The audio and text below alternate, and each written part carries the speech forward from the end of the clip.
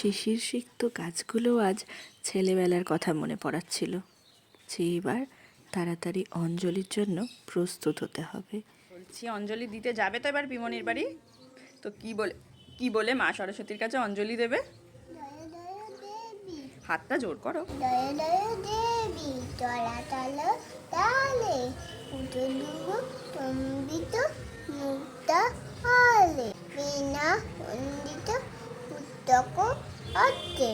ভগবতী ভগবতী দেবী নমস্তে। হ্যাঁ, আপাতত আমার মাটা এইটুকুই আয়ত্ত করতে পেরেছে, এটাই আমার কাছে যথেষ্ট। মা, তোমার মতো বয়সে আমি এটুকুও পারতাম না।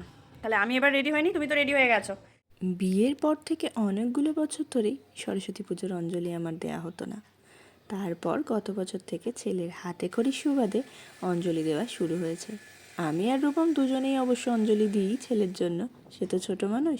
আর এইবারে তো রবিবার দিন পঞ্চমী পড়েছিল অনেক বেলায়, আর রবিবার দিনই আমরা দিদিভাইদের বাড়িতে পুজোটা সেরে নেওয়ার কথা চিন্তা করি। সেই মতো ফুলের মালা, মিষ্টি আর চকলেটস নিয়ে বেরিয়ে পড়েছিলাম। এদের দুজনের ড্রেস একই থাকে প্রত্যেকবারে পুজোয়, সামনের বছর চেঞ্জ করো। হ্যাঁ, পুজো 2 দিন হওয়ার জন্য তখনও রাস্তায় আমরা মা সরস্বতীর দেখা পাচ্ছিলাম। আর এই যে ফ্লেম মাইনগুলো দেখো, যেখানে থাকে সেখানকারই সুন্দর শোভা বাড়ায়।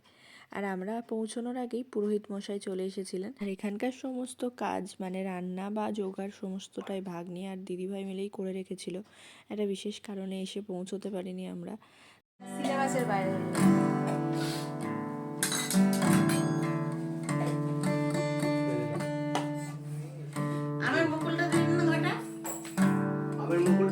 পুজো শুরু হওয়ার আগে পাপা আর ছেলের এই যুগলবন্দি, আর এই যে ভাগ্নিও রেডি।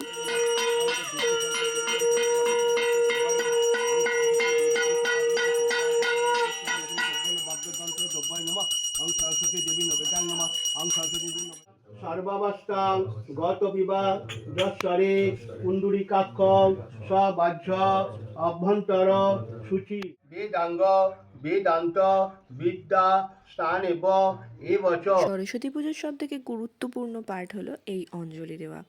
আর অঞ্জলি দেওয়ার সময় তখন আমার ছেলের একটু মাথাটা বিগড়ে গিয়েছিল, কারণ প্রায় 2টো বাজে। যদিও তারপরেই ঠিক হয়ে গেছিলো, তাই তো আরতির তালে তালে তার এইরকম ভঙ্গিমা। ছোটোবেলায় হরিলুটকে আমরা বলতাম হরিনোট। তখন অবশ্য বাতাসা টং টং করে উড়ে এসে মাথায় পড়তো। এত সহজভাবে তখন বাতাসা পাওয়া যেত না। আসলে এখন পরিস্থিতি বদলাচ্ছে।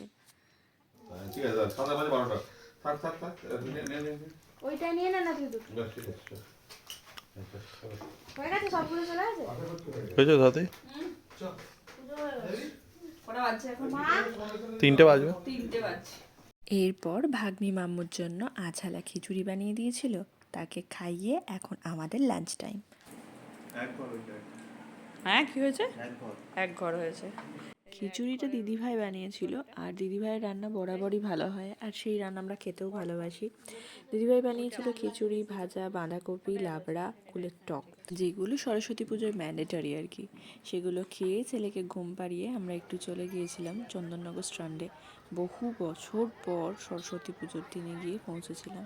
আর পরিবেশটা তো দেখতেই পাচ্ছ, আমার তো খারাপ লাগে না, বেশ ভালোই লাগে।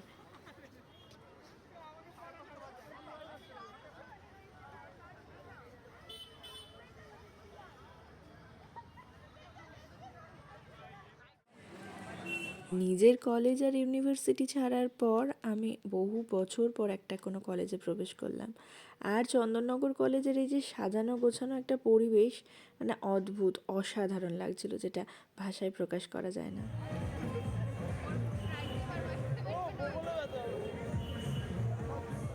ফেরার পথে যতগুলো মা সরস্বতী দেখেছি তার মধ্যে এই বাগদেবীর মূর্তিটা আমাদের কাছে অসাধারণ লেগেছিল, কেন জানি না।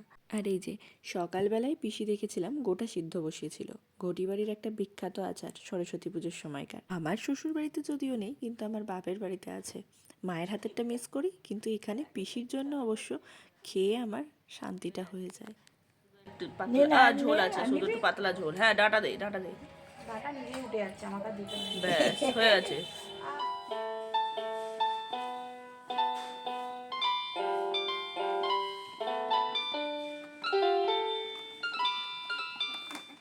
না না, এটা কোনো ছন্দ সুরযুক্ত গানের ভিডিও নয়। হঠাৎ করেই দেখলাম ছেলেটার সামনে ভাতের থালা নিয়ে আমি বসে আছি, আর সে বাড়িতে বেশ কয়েক বছর ধরে পড়ে থাকা একটা বাদ্যযন্ত্র নিয়ে গান বাজানোর চেষ্টা করছে। যদিও সে এখনও গান শেখা শুরু করেনি, তবু সরস্বতী পুজোর ভিডিও তো, এই ক্লিপটা অ্যাড করতে ইচ্ছা হলো। যাই হোক, এটা ছিল সরস্বতী পুজোর সারাদিনের ব্লগ। কেমন লাগলো জানিও। ভালো থেকো সকলে।